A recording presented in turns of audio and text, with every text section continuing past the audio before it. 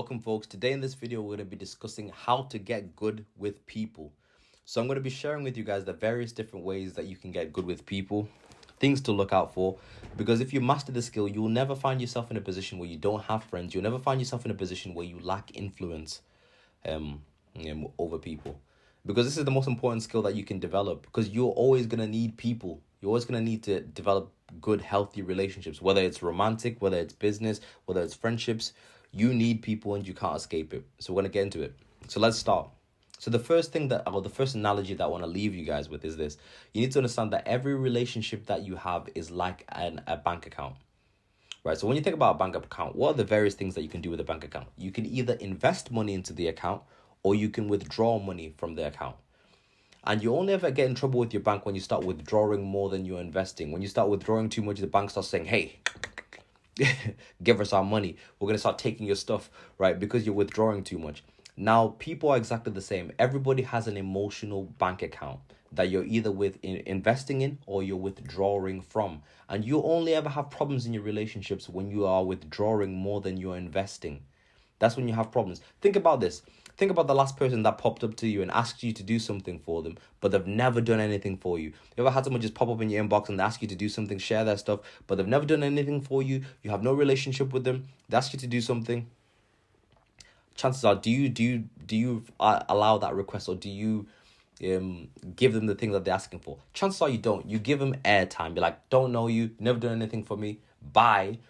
You don't do it because they're just trying to withdraw from your emotional bank account. They've never invested in you, right? They're in minus. They're in zero. There's no money in the account. So that you won't respond. Whereas if it was one of your close friends who popped up and asked you to do something, like you do it, no questions asked. Like, yeah, don't worry about it, bro. Borrow this money from me. I'll give it to you. It doesn't matter because they've invested in that emotional account with you. Now, what you got to understand is that when we're talking about investing and in people's emotional bank accounts, you got to understand that not all investments are exactly the same. There are different ways that you can invest in somebody's emotional bank account, and we're going to be covering 5 ways to invest in people's emotional bank accounts. So we're going to talk about the 5 love languages. So of course I'm going to briefly cover them, and we'll get into specific details on how to apply these principles. So of course the 5 love languages that I've got written down here, just so I don't forget any, is of course quality time, words of affirmation, acts of service, gifts, and physical touch. Now you got to understand that these are the 5 love languages that we have, and all of us enjoy all these things, but for each specific individual, everybody's got like one or two that they favor the most. And it's important that you're able to really, really pay attention to what people value the most and give them that. Right, so you want to give love in the way that people want to receive love, not in the way that you receive love, or not in the way that you want to give it. Like, you need to rewind and just process what I've just said to you. You need to give love to people in the way that they want to receive love, not in the way that you want to give it. That's a big thing. Okay, so when I'm talking about understanding people's love languages, how do you get a good idea of what people's love languages are? Right, the first way is this. You need to first of all process and observe them, because normally people will express it. So people will normally express love to you in the way that they want to receive it. So for example, if a person favors quality time, they'll normally be trying to reach out to you to spend a lot of quality time with you. If somebody favors gifts, they'll normally be providing you gifts, right? They'll normally be expressing love in the way that they want to express it. Unless you're into personal development, most of the time you'll be giving love in the way that you want to receive love. Now, the problem with not taking the time to understand what somebody else's love language is, or the way that they want to receive love, is you can find yourself in a position where, like, you're giving loads of love to somebody, you're giving loads of love, you're giving loads of attention, like, I'm buying you flowers and all this, and then your significant other that you're giving love to turns around and says, you never do anything for me, I don't feel loved. You're confused because you're giving love in the way that you want to receive it, not in the way that they want to receive it. So it's important that you take the time to really pay attention. So without further ado, let's get into it. So the first of the 5 love languages that we're going to be covering is quality time. Now, if somebody's favorite love language is quality time, how can we maximize this? So quality time, they'll normally be trying to reach out to spend quality time with you. So they normally want to be chatting on the phones. They normally want to be inviting you out for food. They normally want to go on walks. They'll be inviting you out on a one-to-one basis because they want to spend time with you. Now, with this type of person who's interested in quality time, it's really, really important that you take the time to really learn to listen. because listening is a dying art. A lot of people don't know how to listen. A lot of people sit down and while somebody's speaking to them, they're thinking about the next clever thing to say. But one key thing that will distinguish you from others is being able to give your undivided attention. So when somebody's speaking to you, you look them in the eyes and you listen to what they're saying. You listen, you turn off your mobile phone, you put it away, and you give your undivided attention. Right? And as you give your undivided attention, you pay attention, you listen, you respond, and then you remember what they've told you. And then the next time that you see them, you bring up the things that they've talked to you about. So for example, let's say you're spending quality time with somebody, you're giving your undivided attention. They're telling you, I'm going away to Bali with my girlfriend next week, Thursday, yada, yada, yada. It's going to be great. They go away. The next time you see them, you ask them, how's that? Like, have you gone on holiday? How's the packing going? Are you guys all ready for your trip? Have you booked your hotels? Right? You follow up because you're paying attention. Right? Somebody tells you, I've got a football game this weekend. Right? The Monday you see them, follow up. How was the football game? How did it go? See, with these type of people, that's an emotional investment. You're investing in that emotional bank account right there. Right? So with quality time, undivided attention, you need to be present. Even with quality time, sometimes it's not necessarily the amount of time that you spend with them, but it's the quality of the time that you spend with them. Right, so it's better to do less if you're going to give your undivided attention than doing giving them loads of attention and you not being fully present. So that's the first thing. The second form of love language is words of affirmation. So words of affirmation involves compliments, words of praise, that kind of thing. Now you'd be very, very surprised how many people crave, a word of encouragement, a word of praise. A lot of people don't get that. Now, when we're talking about words of affirmation, it can start off with giving compliments to people. Now, when we're giving compliments, we want to make sure that the compliments that we give are extremely powerful and memorable. Now, in order for a compliment to be powerful and memorable, it needs to be several things. The first thing is that it needs to be really, really, really specific. Right? So you need to be specific and detailed on the thing that you're complimenting a person on. So the two types of compliments you can give. You can give a generic one. For example, let's say you're at work and somebody walks past and they look nice and you tell them, oh, you look nice today. It's kind of nice. It's like, yeah, thanks. But it's whatever. Whereas you can give a specific one. So if somebody looks nice, let's say there's Katie from the office. Katie's looking pink today. You tell her, you know what, Katie, you look beautiful today. I really like that white blouse. It really brings out the colors in your eyes. You look really beautiful. That is nice and specific. Now, the thing that makes specific compliments so powerful is that it shows that you've really paid attention and you've really, really thought it through. And because it's specific, it carries more weight. They'll remember that. The next time Katie puts on that white blouse, she's going to be like, haha, Josh gave me that compliment. He said it brought out my eyes, right? She'll always remember that. So you want to make sure that it's nice and specific. So give specific compliments. Don't just say that presentation was good. You can say, no, Rick, that presentation was excellent. I enjoyed when you talked about this and this and this and this and this. When it's specific, it carries more weight. Now, the other thing with compliments is that you also want to be complimenting people in the things that they're not necessarily super confident in. So, for example, let's say you've got Craig. Craig's wham, like he's jacked. He's got big muscles. Everybody always compliments him on his physique. Now, because he's got big muscles and everybody compliments him on his physique, you complimenting him on his physique isn't probably gonna carry that much weight to him. You say you look good today, Craig. You'll be like, haha, thanks. And then you forget about it because he knows that it looks good. What you want to do is you want to pay attention to the things that matter to people. So there'll be a couple things that people aren't super, super confident in. There'll be a couple things that, that they're not necessarily as established in, something that's really precious to them. You want to pay attention to those things that they're not super confident in and give a word of encouragement in those things. So, for example, going back to the example of Craig, the bodybuilder who's jacked, right?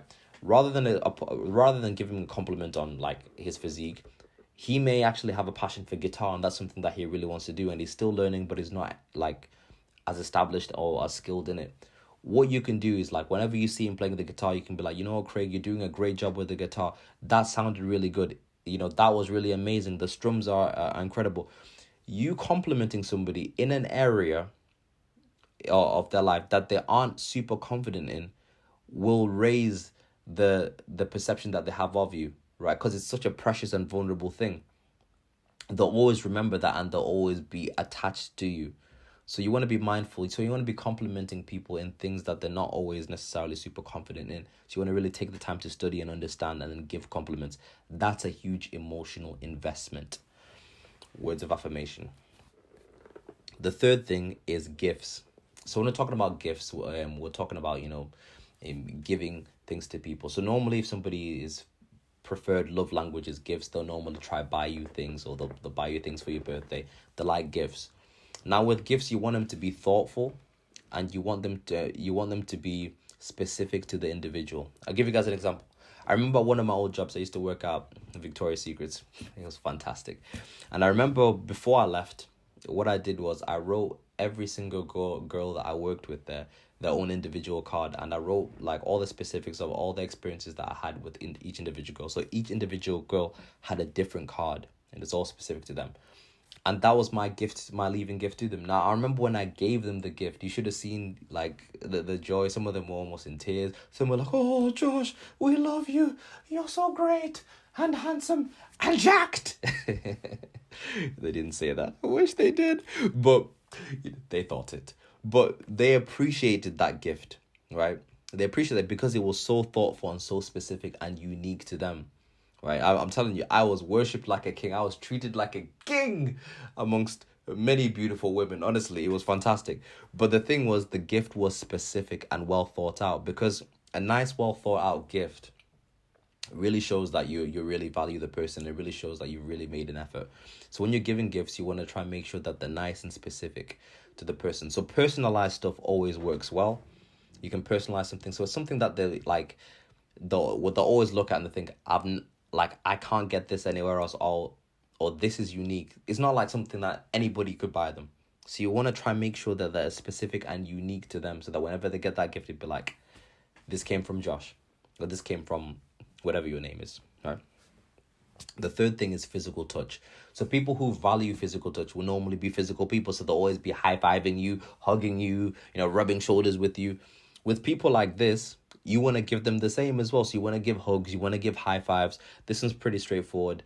Pat them on the back when they do well. Whenever you have a heightened level of emotion, tap them, touch them. It makes a massive difference. So physical touch, that's a pretty basic and simple one, to be fair. It's a simple concept to follow. So if somebody's really, really touchy-feely, then like not in a creepy way, you know what I mean? But if someone's really touchy-feely, they're like high-fiving and that kind of thing, then yeah, of course, with this type of person, you want to give them that physical touch. That's extremely important. That's an emotional investment to them. The last thing is acts of service. So acts of service is doing things for you. So for example, if somebody values acts of service, they'll normally be offering to do things for you. So they'll normally run and pick something up for you, or they'll go do your shopping for you. They'll do something for you to make your life easier. So really pay attention to these type of people. If they're people who like to do things for you, you want to make sure that you take the time to also do something for them, because that's how they like to experience love.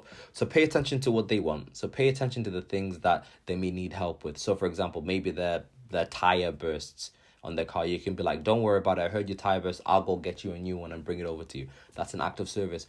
Or somebody needs help with their kids, right? If you've got that type of relationship, you can be like, don't worry, I'll pick up your kids for you so that you can relax at home. Do something for them. All this stuff is really simple, but for you to be able to apply this effectively, you need to develop that conscientiousness to really pay attention to people. Pay attention, because if you invest in people in the way that they want to receive love, they'll always be loyal to you. They'll never leave you. They'll always have those feelings of warmth to you. And the beauty about having money invested in people's emotional bank accounts is that when you make a mistake, when you need grace, they'll be willing to give it. Because the thing is, a lot of things get overlooked when you've invested in somebody's emotional bank account. Because the people have all these rules and all these regulations, but they'll break all the rules, they'll break all the regulations. They'll let things slide for you if you invest in people's their emotional bank account. I remember I was reading about this employer, and I thought it was really, really interesting. There was this guy who used to work for this random employer, like this old guy. And while he worked there, the old guy always used to buy them gifts. He always used to remember his employees' kids' birthdays and that kind of thing. So he'd always buy them gifts. He'd always be like, oh, how are the kids? Buy something for the kids. Invite them for Christmas dinner. He'd be doing all these things for his employees, like his proper investing. And then somebody interviewed one of the members of staff, and one of the members of staff said something interesting. They said that It said, you know what? I really enjoy this employee. He's so good to me. He's so loyal to me. I know that I won't be able to leave until, you know, he probably till he's probably old until he dies. Said something crazy like that. I won't be able to leave until he dies. Right? As if to say that he can't apply for another job because he's being treated so well. Right? So it starts off with emotional investments. You invest in people the right way, they'll stay. So that's the video of the day. You guys take care. Be back again soon. Peace and love.